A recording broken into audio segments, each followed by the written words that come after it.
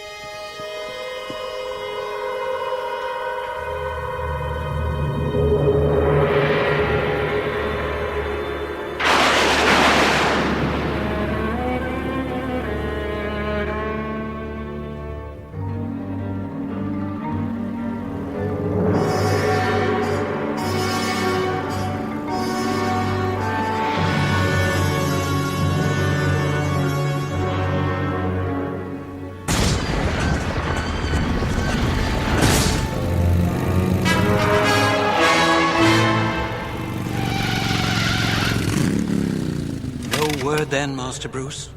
None. And I've scoured the entire city. No one has seen either Robin or Dick Grayson for 2 days. I really should remain upstairs then, sir, lest he call. Oh, by the way, this came for you an hour ago, by messenger.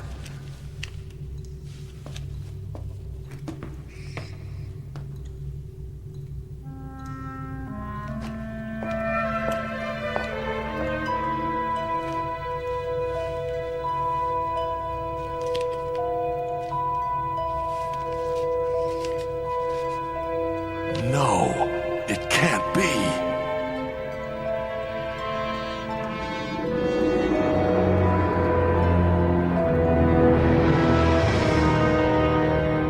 So, they know your identity, Detective. Who are you? How did you get in here?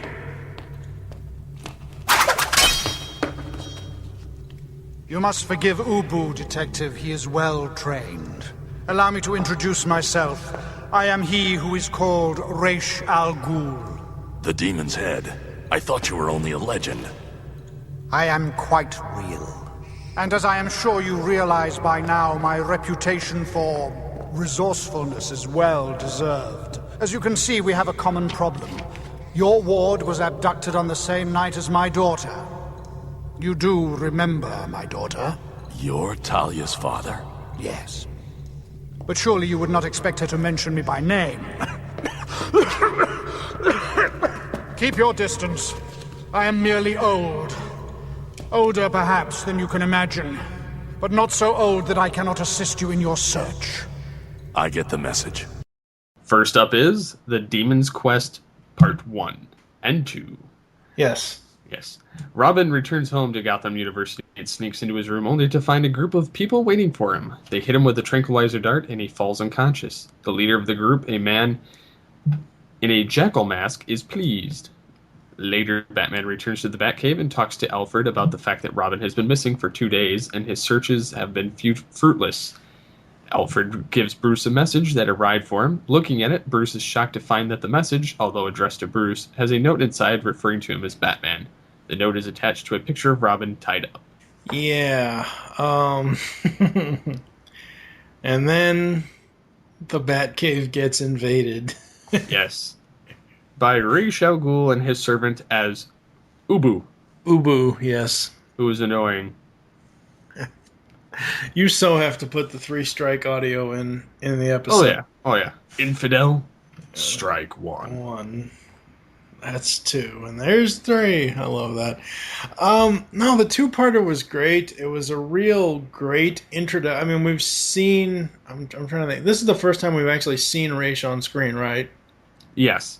He's been mentioned, but he has never been on screen. He's been mentioned, but this is the first time that he's revealed. And overall, the 2-parter was just amazingly well done. The scenery was very, very unique and different of the different areas that they went to. I thought that was kind of cool.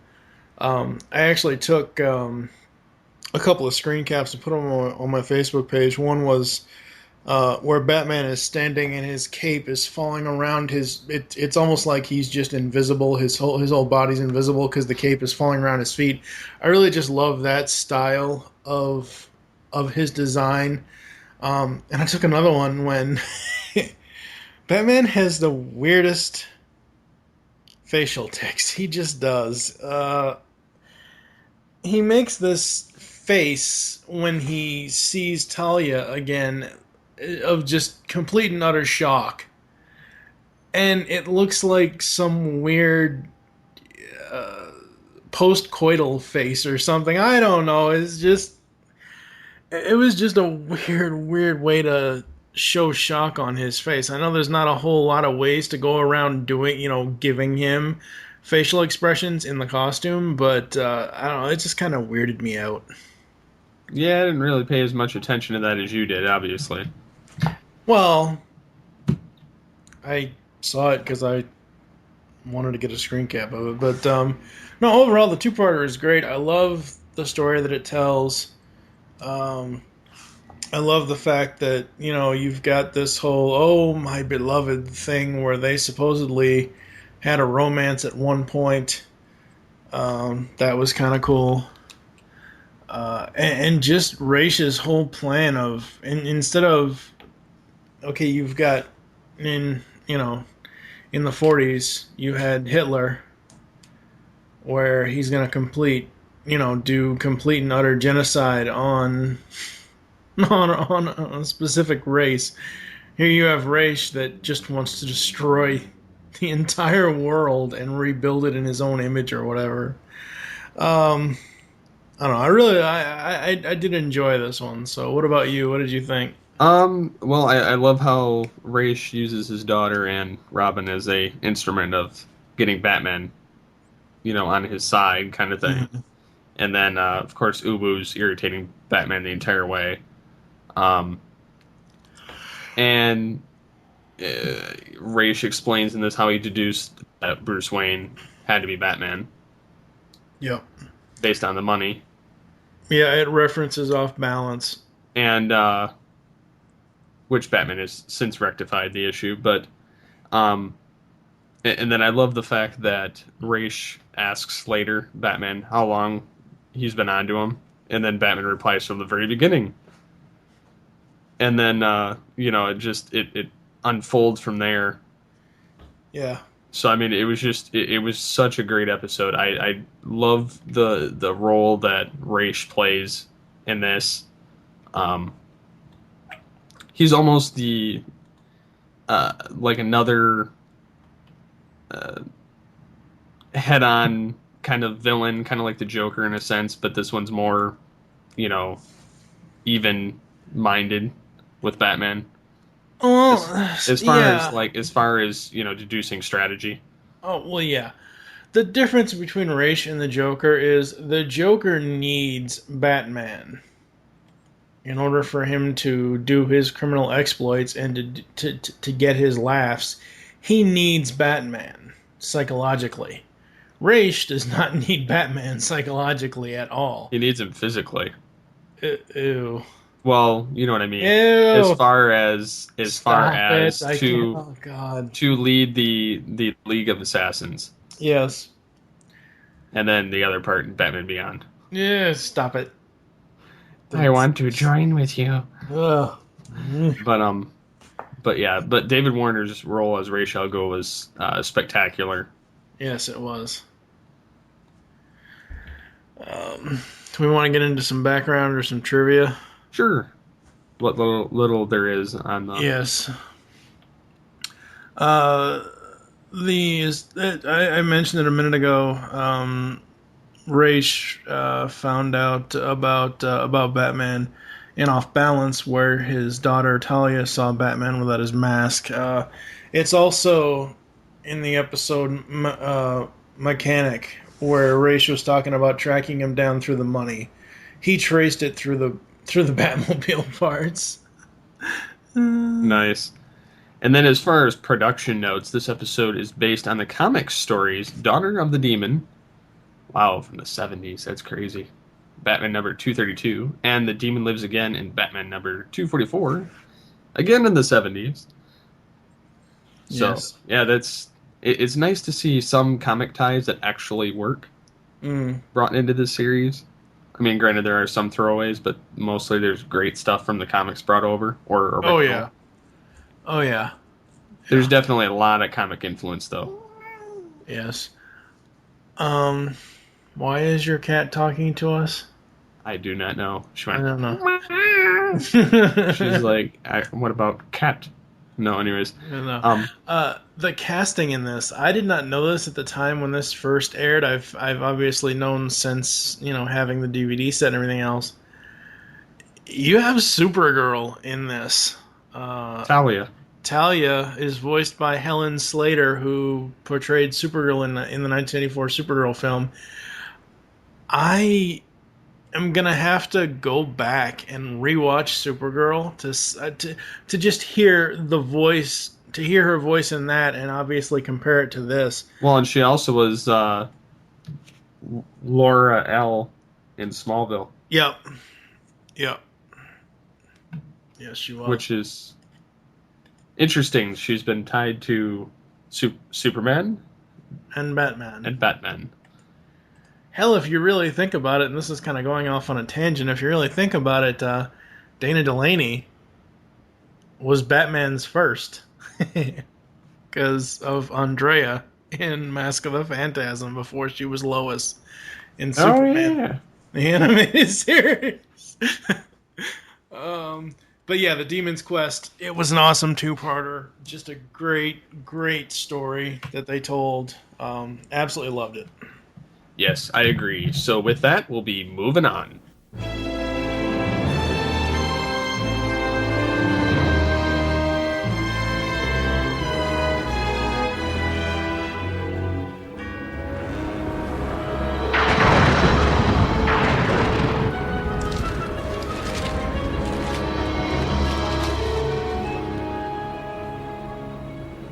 This is a bunch of junk, Chaz. What'd you drag us down here for?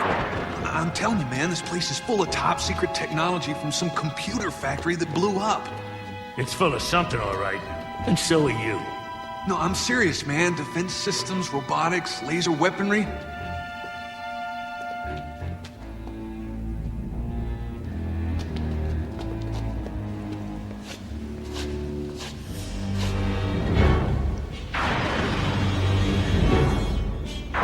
Give me a hand here.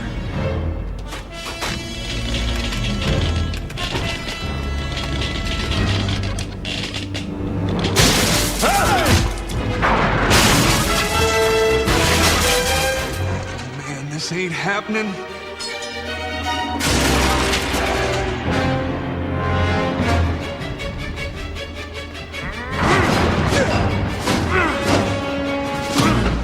Pathetic.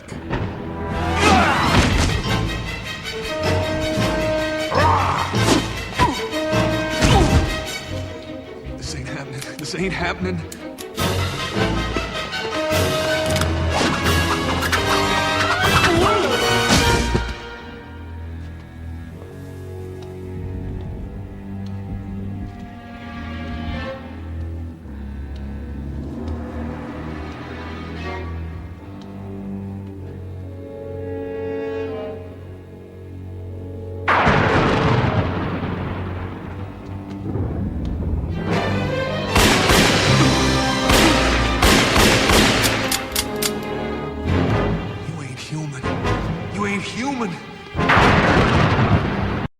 Next up is his Silicon Soul. Late one night, a group of criminals break into a warehouse owned by Cybertron. Wow, that's a nice nod in there. Where all the surviving items in the factory are kept. They hope to find some high technology they can sell. They come upon a large crate, obviously not recognizing the giant HARDAC icon. They open it. From inside, Batman jumps out. Startled, the criminals attack Batman with crowbars, but he's more than a match for them. During the battle, however, one of them pulls out a gun and shoots Batman, exposing circuitry. The crook is surprised to find the Batman isn't human. Oh, God. This was such a great episode. And our friends Marty Eisenberg and Bob Skir wrote it. Hence why the company is called Cybertron. That is very, very convenient. Although it was before either one worked on. I really enjoyed this one. It's a continuation of the HARDAC storyline from Heart of Steel. But it's also better. Oh, no, well, I mean, I liked Heart of Steel, but Heart of Steel just felt like, It gets kind of hollow at points. Well, it felt like your average, and I think we said this in the episode when we talked about it. It just felt like your average everyday. Oh, blah blah blah blah. I'm doing this because of this. Whereas in this one, and I know that they make mention of this in the wiki somewhere, that HARDAC essentially is the DCAU's Skynet. He is. Yeah. Because he wants to replace everybody. But this one, because we don't know. We didn't know what like we saw at the end of Heart of Steel Part 2, we saw that another duplicate was being made, like a Bruce. I think we saw at the end of that another duplicate was being made, but we never found out what happened to it. Here is where we find out what happens to it. And the last one he made was of Bruce Wayne and Batman, but he made it so well that it almost was.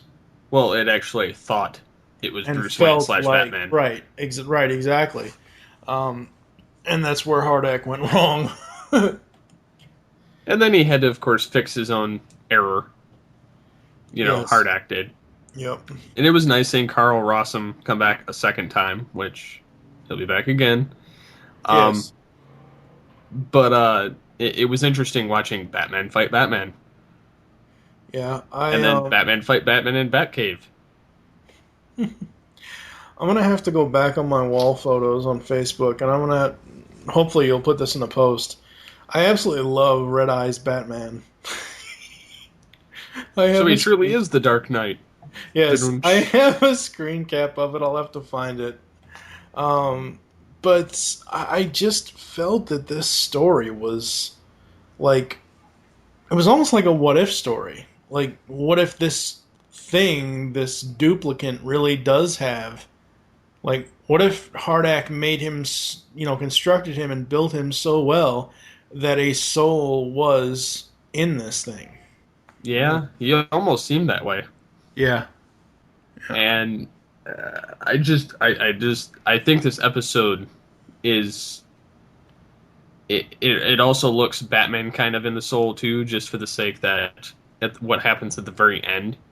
Even, no matter how badly HARDAC took over this Batman clone, essentially, it did not stop the Batman Bruce Wayne programming that was initially imprinted in it after he thought he killed the real Batman. Yeah. And so that was great watching him go over there and destroy the Bat computer, just utterly just smash the shit out of it. Yep. And then he gets destroyed by being blasted into the Batmobile. Yeah. I remember seeing this episode as a kid and not even, thinking about it, that it was essentially a third part to Heart of Steel. But I remember just watching it for the sake of watching it as a kid it was on a rerun or something on Fox. Or it might have been its first airing. I can't remember.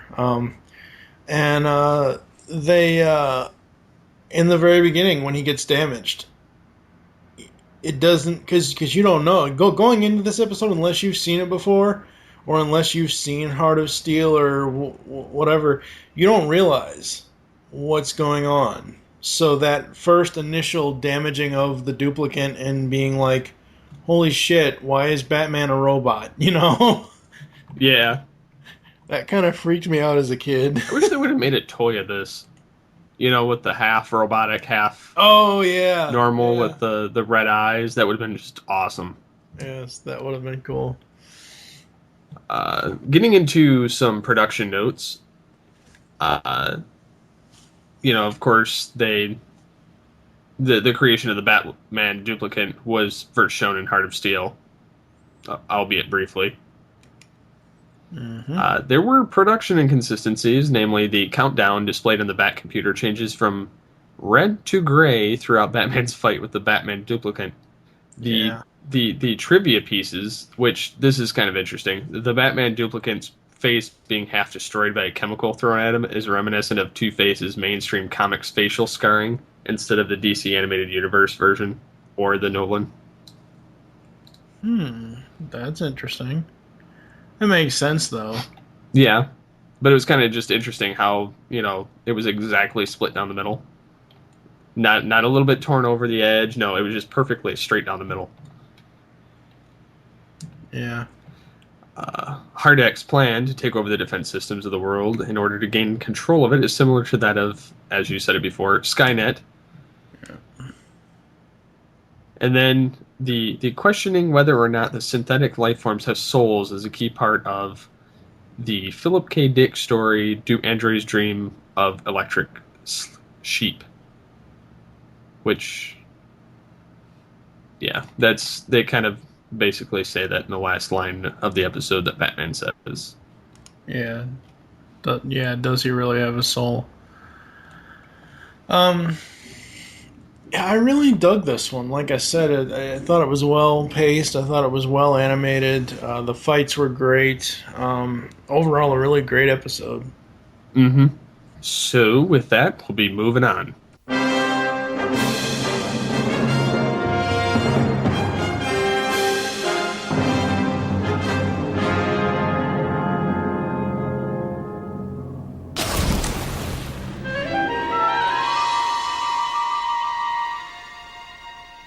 What's keeping him?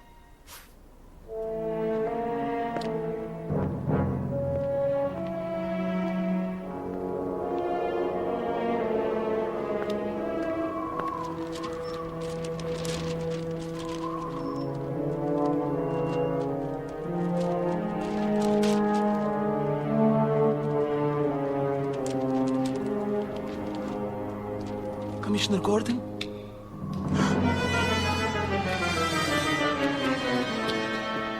Forget it, Stavros. Your meeting's been canceled.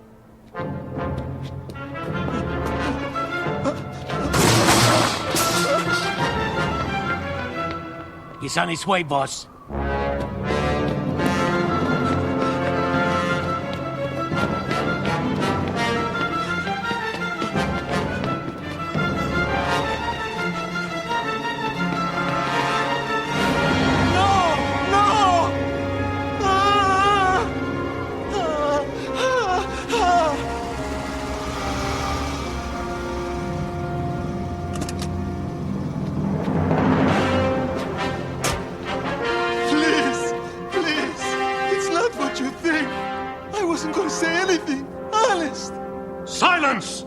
First you transgress against me.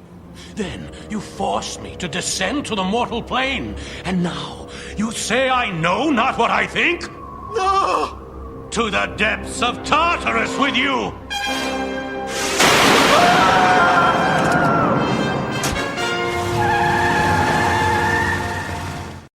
Next up is Fire from Olympus. Ow, my head. Okay. Commissioner Gordon waits for an informant outside the Zorbus. Unbeknownst to him, however, the informant, Yanni Stavros, is being chased by a couple of thugs. They inform him that his meeting's been cancelled, and they chase him towards their boss. He is finally cornered in an alley filled with old tires. The boss comes out of his car, and Stavros pleads with him. However, his words make the boss even angrier that he defied him, forced him to come to the mortal plane, and thus claims that he doesn't know what he thinks. He condemns Stavros to Tartarus, and a bolt of electricity strikes. This is the most batshit retarded episode, although it makes more sense than any of the weird creature episodes. No, I'm sorry. I would rather watch this over the creature episodes. I would rather watch Moon of the Wolf. I would rather watch this over Moon of the Wolf. No, not at all. But that's only because I like Greek mythology. I like Greek mythology too, but not to this stupidity. This episode is so stupid. Oh, God. This was just retarded because Batman goes up to Maxie Zeus, owner of Maximilian Shipping, up on the top floor, and he starts talking to him like, "Oh, Hades, how's it been? Blah, blah, blah." It's just, I don't know. It's a delusional retard. I don't know. It was so stupid. I'm not a fan of this character whatsoever. Me either. He's just a deranged moron with actually mental issues. Yes. Unlike the other villains where they know what they're doing. They This just guy's don't just care. nuts. Yeah. This guy's just nuts. Yes. Literally. And it was nice to see Batman, electrocute him and let him go to Arkham. And of course, he's naming all the villains as he goes in. The Trickster as he goes past Joker, and and then makes fun of all of the different villains, basically as he walks past them, calling them different Greek names. It was stupid. Yeah. But I'll get into the different references that he actually called them later.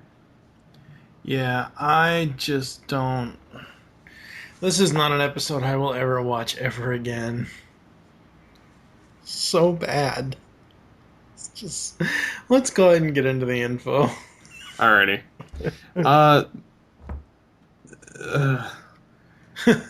Starvo's file is listed as resident of Gotham City, New York, but his zip code is 90068, the zip code of Los Angeles. Batman and Mr. Freeze, Sub-Zero, Barbara Gordon, and Dean Arbogast were given zip codes in New York starting with 100. That's just, I don't know, that's just something. It's something too particular that somebody had to sit there and notice. Maxie Zeus recognizes Two-Face as Janus. Janus was a god of Roman mythology, not Greek, and does not have a Greek equivalent. Similarly, Maxie mentions Lord Vulcan, which is the Roman name for Hephaestus. So there were some writing inconsistencies with the difference here. And the sad thing is, the writers that wrote it is a married couple, I think. And they normally write pretty consistently in books. However, that's kind of a major... Yeah, Garfield and Judith Stevens. Yes. Yeah. Some of the cultural references, which gets into more of that crap. The Hydra, of course, was the many-headed dragon. Trying to see how that actually pertains to this episode. But, Maxie Zeus calls Demeter Poison Ivy. Or, Poison Ivy Demeter or whatever. Yes. He calls the Joker Hermes. For being a trickster and a thief. Yes. Well, that kind of makes sense as a reference not only to pop culture but also to bad culture, because Mark was the Twick. Great. This is the trickster in the Flash. Yes, he was the trickster in the Flash cartoon, or not the Flash cartoon, the Flash television show, and Justice League Unlimited. And Hades is kind of, reminiscent of Batman in the sense that he's, the Lord of the Darkness, essentially. That's all I'm getting into with the mythology. That's just getting too convoluted. Yes, it is. The two trivia bits we have is, fittingly, Stavros is captured next to the Zorbus, which has Greek letters Omega and Alpha in the title. The name is derived from a novel called Zorba the Greek by Nikos. I can't pronounce that last name. Maxie's line, look on my works, ye mighty, and despair, comes from Percy Bysshe Shelley's Ozymandias. A poem telling of human hubris. Yes. We'll just skip that because that's stupid. Yeah, pretty much. This episode basically sucked. Yeah, let's move on. Yes, let's.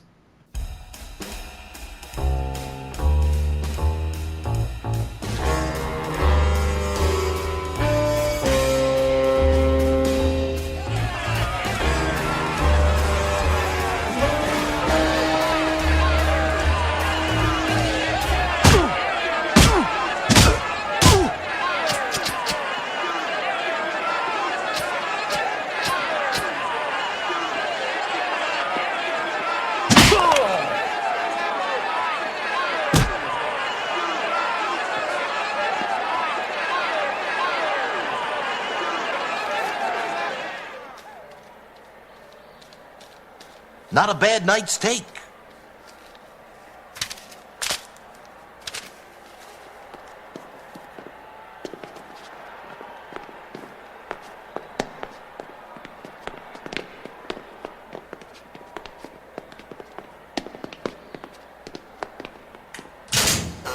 into the lights! What the heck?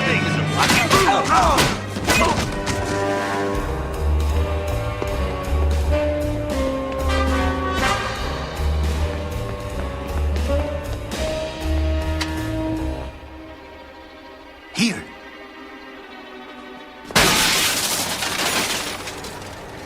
Put them on. Hurry.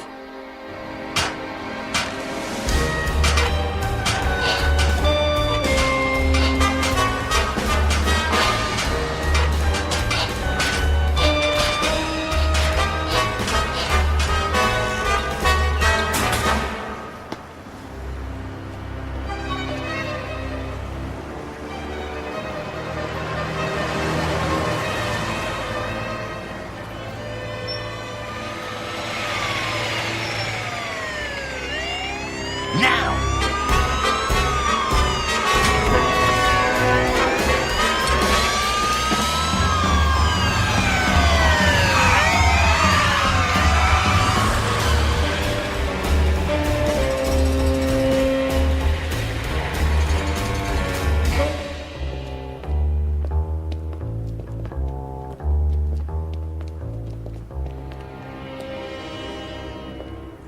It went down smooth, Scarface, just like you said.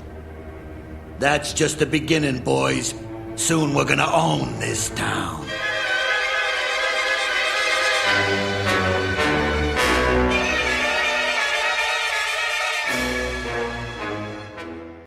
Last up for the day is Read My Lips.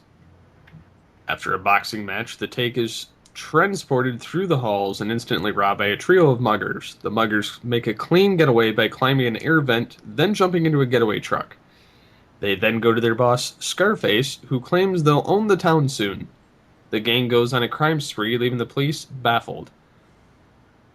The funny part about it is, I love when they're doing the newspaper reveals, where it's spinning, because it kind of is reminiscent of the 66 Batman. Yes, that was awesome. That, I caught that reference, like, right away. I think everybody's going to catch that reference right away. Because it was like, and then it shows it. It was great. Yeah, it was so cool. This was an interesting episode, to say the least. Yeah, this was a very interesting episode. Actually, the last two, even though we don't like Fire from Olympus or Fired on Olympus or You're Fired and Kiss My Ass Club and all those other Vince McMahon things. Anyway, the interesting thing about Fire from Olympus and Read My Lips is they both deal with mental illness, essentially. Because the dummy, as Scarface so puts it, has multiple personality disorder. Yes. Yes, he does. So there's that, and it's very strange to see. Like, I watch Jeff Dunham all the time, so I know what a vent act is. And for those of you who don't know what vent means, it's ventriloquist. But the dummy doesn't move. Like, I know that's the whole point of being a ventriloquist, is you're not supposed to see your lips, the person's lips move. But the dummy does such a great job of it. Because it's animation. I know it's animation, but I'm just saying that it's a very well done job of not even making a mistake about it. This episode was just fantastic because at first I don't know what the hell is going on. And again, Batman gets, thrown for a loop with this, which I thought was kind of cool. Yeah, this episode was certainly interesting, and I like the fact that they mentioned that he has multiple personality disorder. Yeah. And so he doesn't even know until he's ready. I thought it was also interesting that the ventriloquist and Scarface are played by the same guy. Yeah, they are. That's George DeZunda. Cool. Yep.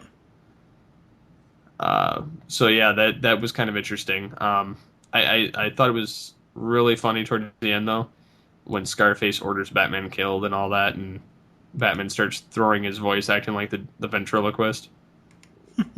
to throw Scarface off, and then he cuts off Scarface's hand. That is so funny. And then they blow up Scarface, and then, of course, the ventriloquist is carving a new one in jail. My one is not necessarily a gripe, but if this dude is severely mentally ill, like he's supposed to be, or has this disorder, they would never give him a knife. They would, yeah. He would turn into Zaz. Would never give him a sharp object. He would become Victor Zaz. Overall, I really enjoyed this one too. Yes. So, with that, we'll be back after the commercial break. Legends of the Dark Knight will be back after this. Welcome to a collaboration between the Geekcast Radio Network and the Pop Culture Network. This is From the Command Center, the podcast. I am your host, TFG and Mike from the GCRN, and joining me is Zordon himself. Scotty Cash.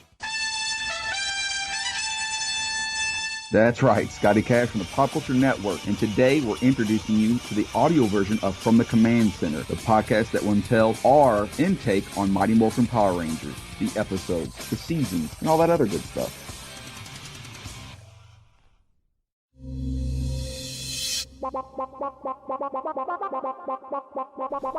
You can now hear our show on Stitcher Smart Radio. Stitcher allows you to listen to your favorite shows directly from your iPhone, Android phone, BlackBerry, or Palm phones. On demand and on the go. Don't have Stitcher? Download it for free today at Stitcher.com or in the app stores. Stitcher Smart Radio, the smart way to listen to radio.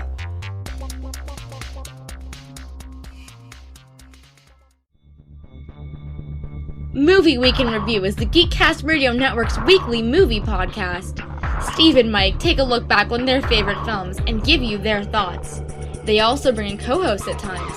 If you are a movie buff, listen to M-Wire only on geekcastradio.com.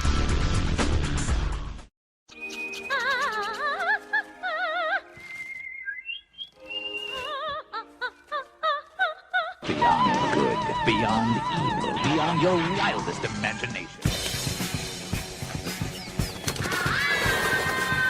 Are you ready to have your dreams worked on? That's right, Beyonder Season 2 of Tooncast Beyond is coming soon, and we'll be talking all kinds of films from DreamWorks Animation. We'll have plenty of DeLorean Time episodes as well, so tune in August 1st, 2012, as TFU and Mike, Optimus Solo, Steve Megatron, JT from Saskatoon, Sketch 1984, and more bring you the next season of Tooncast Beyond. You can find us in iTunes and on geekcastradio.com. In the morning, I'm making waffles. Donkey, shut up and leave me alone! We now return to Legends of the Dark Knight. You cannot prevent the inevitable, Batman. HARDAC is reborn.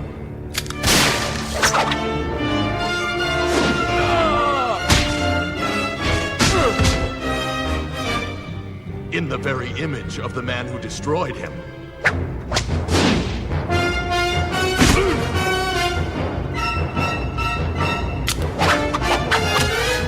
I know all your moves, Batman. So why don't you finish me off? Or have you become enough like me to know that I won't take a life?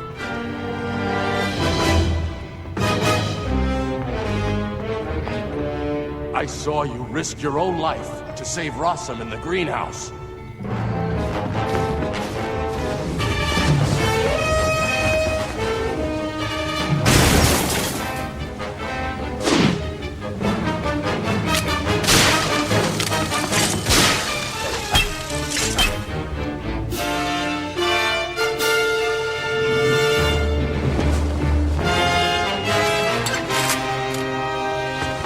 I'd be able to dodge that in time. I suspect you not only won't kill, you can't. That's why you didn't finish me off at the warehouse. Impossible. I am programmed to serve HARDAC.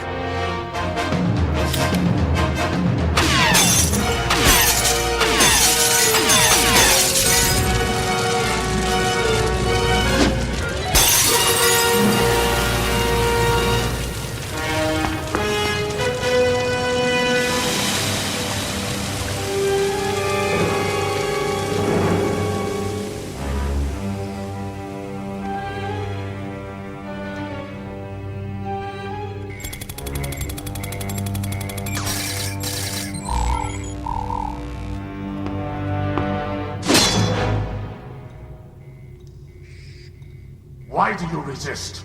HARDAC's goals are identical to your own. How do you figure that? Picture a world completely free of crime, free of suffering, free of frailty. You mean free of choice? Compassion? Free of humanity? Yes!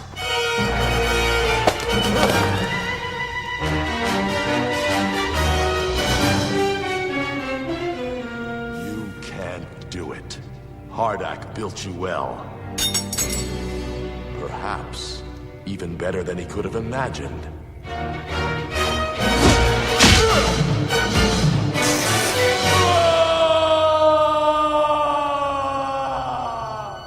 No! I've taken a life. I've killed a man.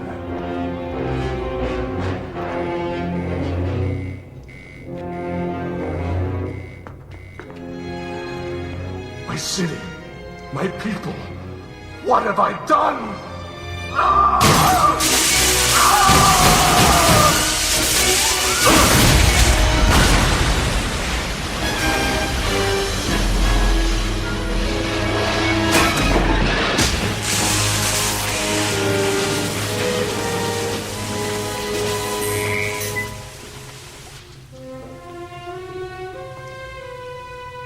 Master Bruce?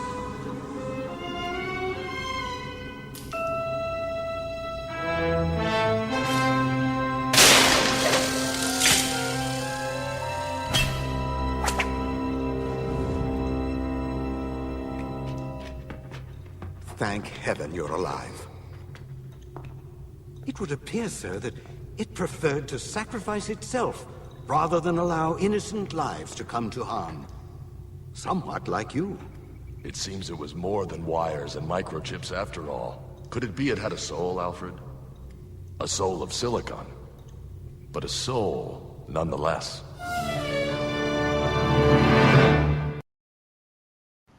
And we're back with Legends of the Dark Knight. So, how would you rate your top 5 for the episode?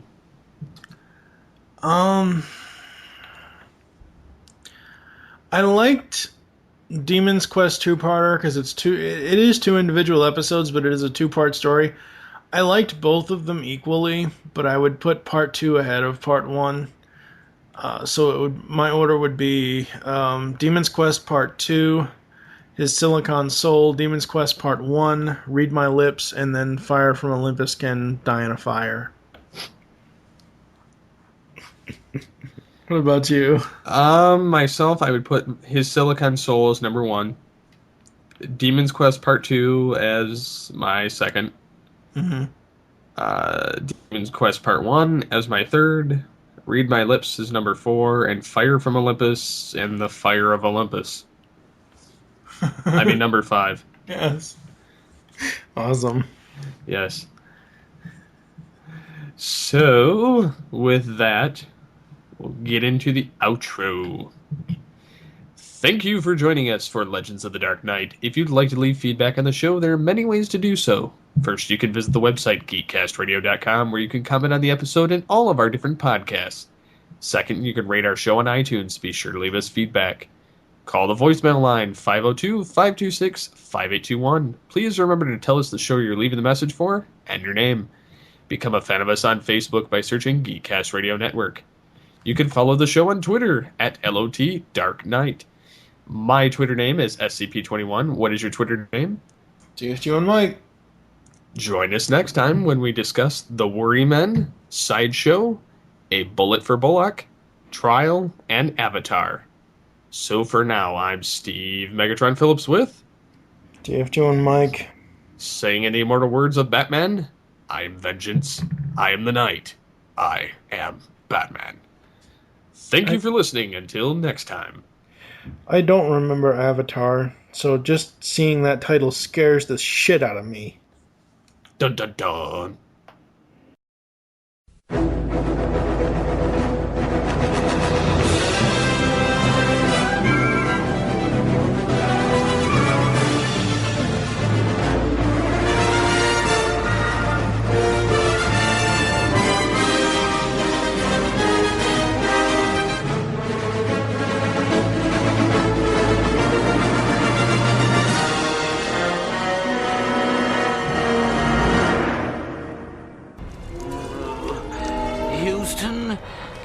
have a problem.